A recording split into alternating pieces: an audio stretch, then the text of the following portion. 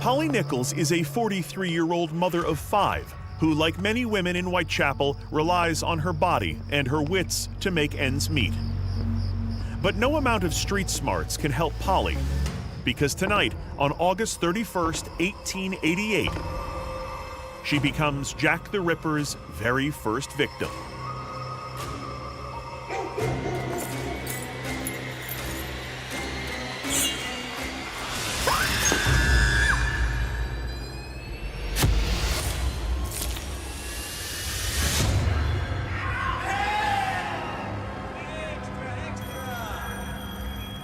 The news quickly makes the morning papers, and police attribute the murder to a peculiarly revolting and barbarous character.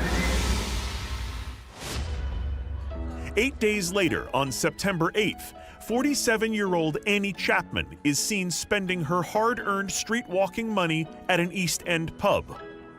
Witnesses last see her leaving at 5:30 in the morning. Only a half hour later, Annie is found dead. Her injuries are ghastly, as several internal organs have been removed. This leads the coroner to state that these crimes are being committed by someone with knife skills of a surgical nature. Is this a mad doctor on the loose, a surgeon, or a butcher? Rumors swirl that London has a psychotic murderer on its hands. And it's confirmed on September 27th when the slasher sends a letter to the Central News Agency. The killer taunts the police with a haunting threat. My knife's so nice and sharp, I want to get to work right away if I get a chance. And signs off with the name Jack the Ripper. Overnight, the world becomes obsessed with the Ripper. London is whipped into a frenzy of fear. Women refuse to leave their homes.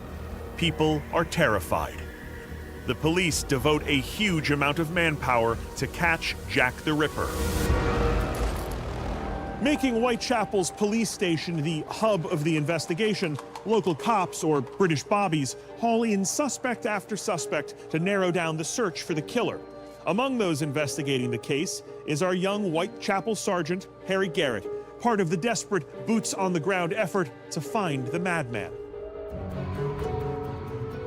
Sergeant Garrett and his fellow police officers flood the streets in London's East End. And their methods aren't exactly friendly. I swear, I don't know nothing.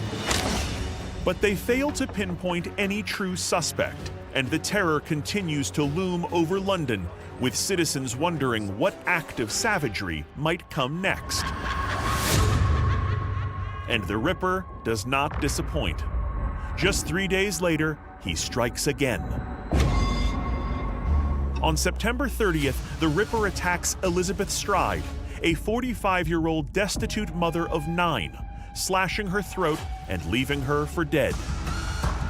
Minutes later, he strikes again, attacking 43-year-old Catherine Eddowes, a poor Whitechapel factory worker. After mutilating her, he slices out her kidney, leaving behind his most gruesome execution yet. As the Ripper flees the scene, the police officer spots him and calls the attention of Sergeant Harry Garrett, who gives chase. But the killer escapes. However, not all hope is lost, as the police notice an odd thing. The killer has a stiff arm and stiff knees, which don't bend as he walks or runs. They might have lost him, but they now have a description of Jack the Ripper. Harry's great-great-granddaughter, author Sarah Bax Horton, has picked up where Sergeant Garrett left off. I was totally inspired by my police ancestor.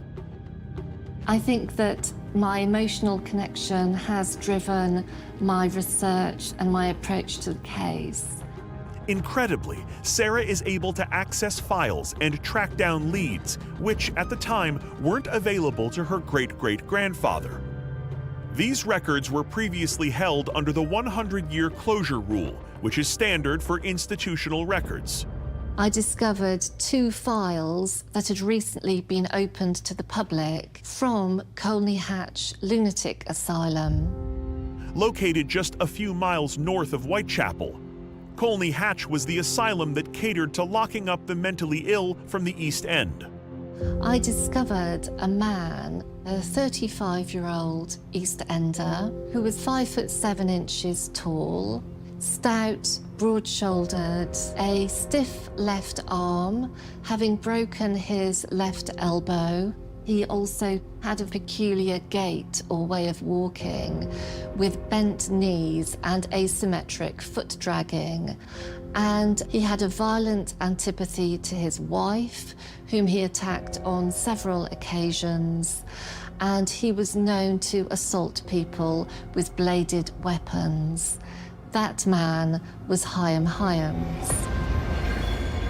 Hyam Hyams was detained by the police in December 1888. The last Ripper murder took place in November of that year, and the police must have been struggling to stop the killings. However, they did stop after the murder of Mary Jane Kelly.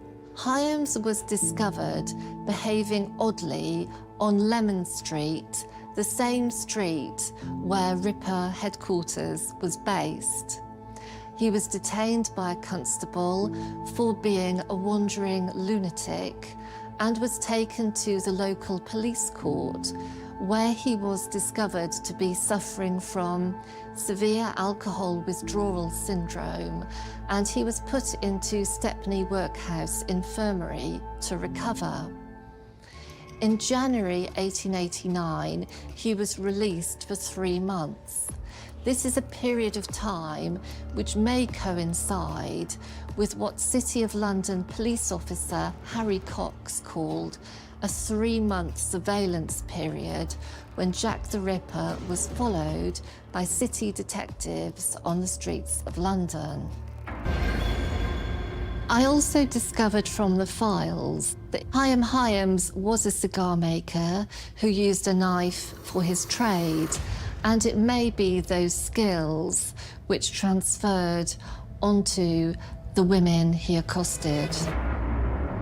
In my opinion, Hyam Hyams managed to evade suspicion owing to the fact that he was just a man on the streets, and he presented a very quiet, inoffensive demeanour. But when the fits of violence were upon him, he became extremely violent and dangerous towards women.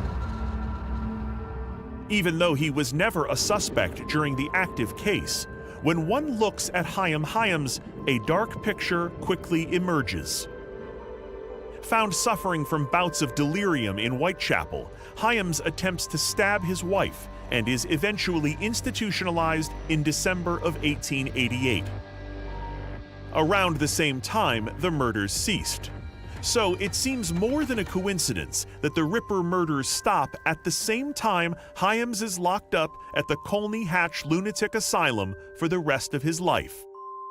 At the end of my exploration of the Jack the Ripper case, I then realised not only that it might be possible to solve the case, but that in fact I had solved it. And it's been the joy of my life.